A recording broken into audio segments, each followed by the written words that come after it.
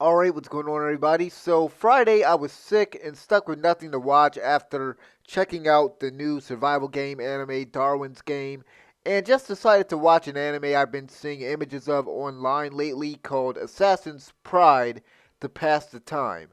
I've been sort of hesitant to watch it because it looked like another generic isekai anime based off of the promo art, even more generic than Wiseman's Grandchild from last year.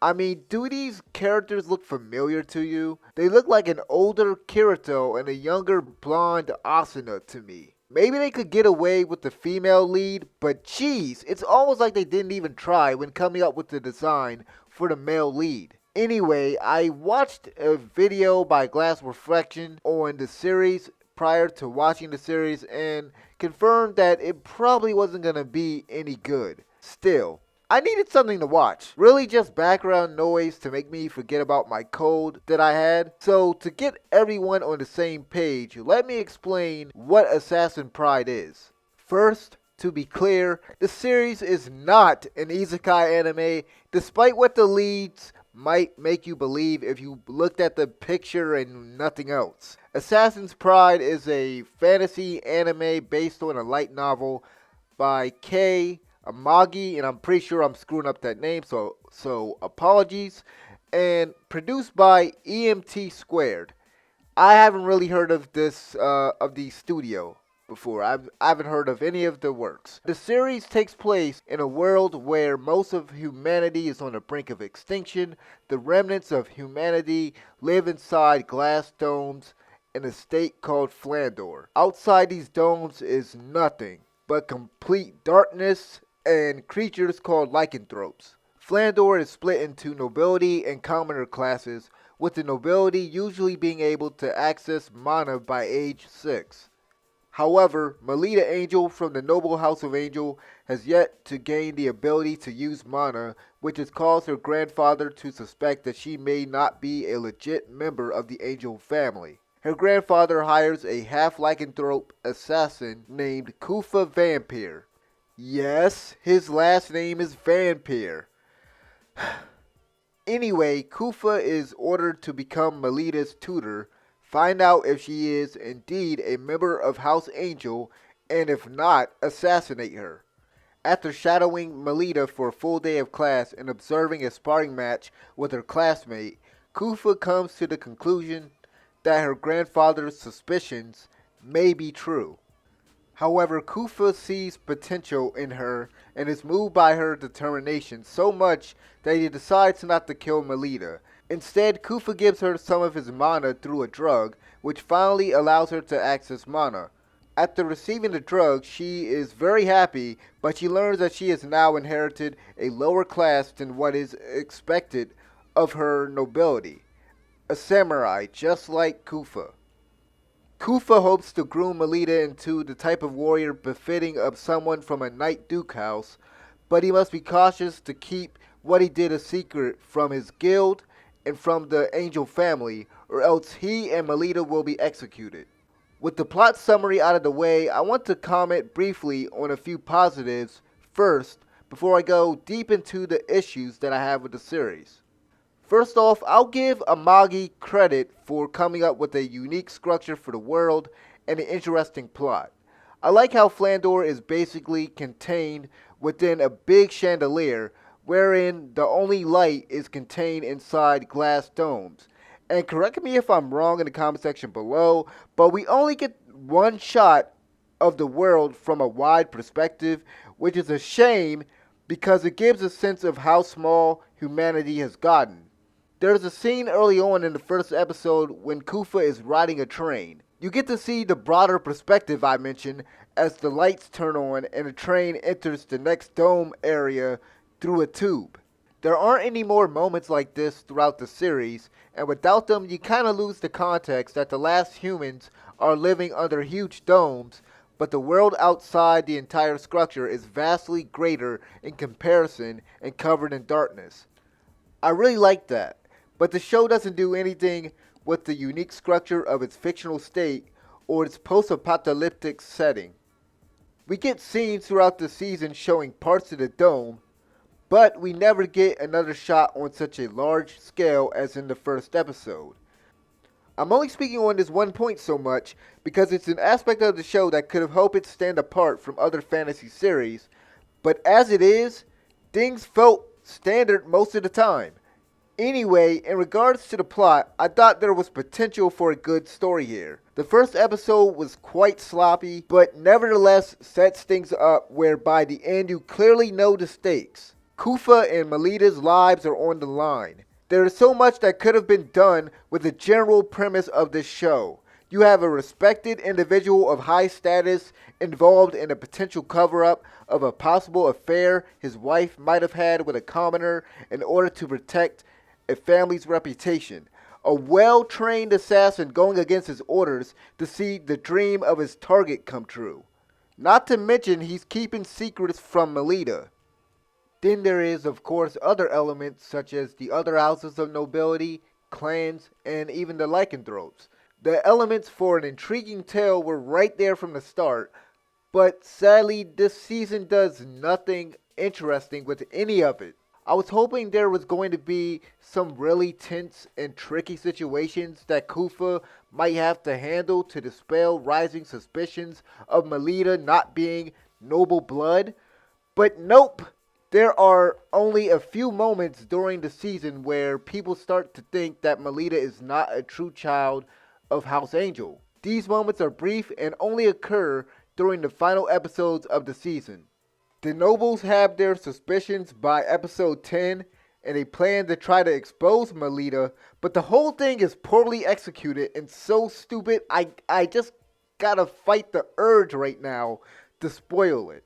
I was also expecting Kufa's clan, White Knight, and Kufa's employer, Melita's grandfather, to be bigger threats for him and Melita. While there is some conflict caused by his clan and employer earlier on in the season, the situations that arise barely have impact on the story going forward, aside from the introduction of Black Madia, who ceases to be interesting after they defeat her. These two entities, for lack of a better word, they should have played a bigger antagonistic role than they did. It never really feels like Kufa and Melita's lives are in danger despite the show constantly reminding you what's at stake for them. There is zero tension, even when Melita is in a bind. Nevertheless, besides the plot and world structure, the only other positive thing I can mention about Assassin's Pride is its opening. If you told me that the animation budget all went toward the opening, I'd be inclined to believe you. I freaking love the opening. The opening is fantastic, with everything syncing up with the music, and it's paced very well. The song that's being used in the opening is called Share the Light by Run Girls Run. Very fitting band name, by the way, just with this whole thing. But it really goes well with the entirety of the sequence. Now we've reached the point in the video where I have to speak on the problems that I had with the series. I commented earlier regarding the cookie cutter appearance of the main lead characters, and to be honest, there isn't much to say about them. In general, the voice acting in this series is terrible. Not necessarily because of the quality of the voice acting per se, but due to the voices selected to bring each character to life. Now, full disclosure, I watched the first 9 episodes of the show in English before switching to English subtitles. After experiencing the voice acting for both languages, I'd say without a doubt that the Japanese voice work is far superior. I don't recommend watching this show in English at all. From the very beginning, I absolutely hated Brittany Karbowski's take on Melita Angel. She does the exact same annoying voice she does for Wendy Marvel from Fairy Tail. I've always hated that voice for Wendy on that show, but at least you didn't have to hear it constantly for the main lead. Don't get me wrong though, I don't think that Brittany is a terrible voice actress. Upon doing some research for this video, I found out that she did the voice work for Black Star from Soul Eater and Kami from My Hero Academia, so she's capable of a good performance, but just not here. She might want to stick to doing slightly older characters because her 13-year-old girl voice It just sucks and it's grating on my ears. On the other hand, the voice acting for Kufa is tolerable, but it sounds way off. Almost like the voice doesn't match the character design. To make matters worse, the dialogue is atrocious.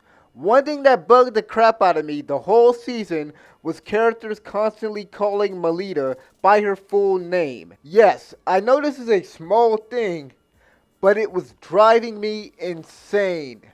Her instructor, her fellow students, and even her enemies for some odd reason address her by Melita Angel 98% of the time. I'm not an expert on writing by any means. I'm not an expert on writing a story, but I would think that it's common sense not to do this. It's like going up to a friend. Let's say you had a friend named John Smithers, and you want to tell John Smithers to pass you the phone. You don't go up to your friend and say, John Smithers, pass me the phone. You just say, John, pass me the phone. Of course, that's not the only glaring issue with the dialogue, but I'm just not going to address them all for the sake of time. But I'll just say this. The dialogue between Melita and Kufa is very cringe. It's very cringeworthy. In fact, their interaction and just overall relationship bothers me. They both say and do some very questionable things despite their tutor-student relationship. Right off the bat, Kufa kisses her in the first episode that transferred the drug that awakens her mana in the first episode. Of course, this isn't animated fully. In the preceding episode, there's a really awkward scene of him feeling all over her body while she's naked wearing nothing but a towel. Now, to be fair, this isn't done purposely to be some weird fan service for lolly-loving weirdos. And for those of y'all who don't know what a lolly is, I'm not explaining that. Just look it up. In the scene, Kufa is simply checking her body for any abnormalities. There are a plethora of times in the show where he kisses Melita's hand and says the line, "My little lady." Not only are these moments cringeworthy, but it gets to the point where it's kind of uncomfortable. Feel like they crossed the tutor-student relationship boundaries way too many times. For example, in episode 7, Kufa takes Melita on a date to show her a mystery spot underground where essentially there is no gravity. Melita even kisses him and then loudly boasts about it to another character in front of everybody in episode 9. The writing in the show is horrendous. I don't want to assume anything here, but I think most people would agree that the relationship Amagi has written for these characters is way past platonic. This would be less problematic if Kufa wasn't already 17. Now, to be fair, 13 is the legal age for Japan, but this kind of crap will get you thrown in jail in the US. I'm only bringing this up. Like, I know it's all fictional, but there's a reason why I'm bringing this up.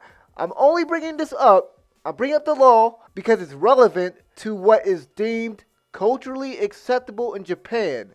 Hence, the author adding that sort of content in his work, you know? So, that is something that you gotta keep in mind. There's a cultural difference there.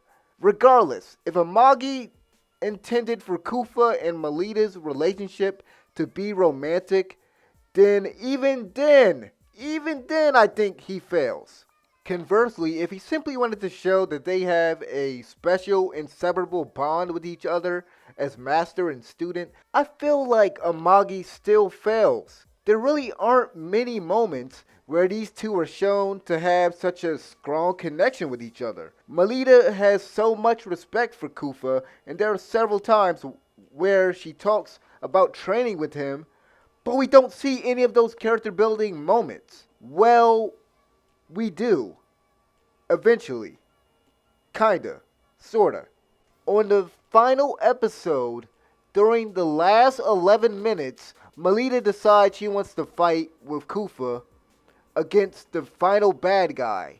The music from the opening starts playing in the background as they fight the guy. We get a few brief flashes of her training with Kufa right before they deliver the final blow. While I'm happy they eventually showed us him training her, it was through still images during the final act of the show.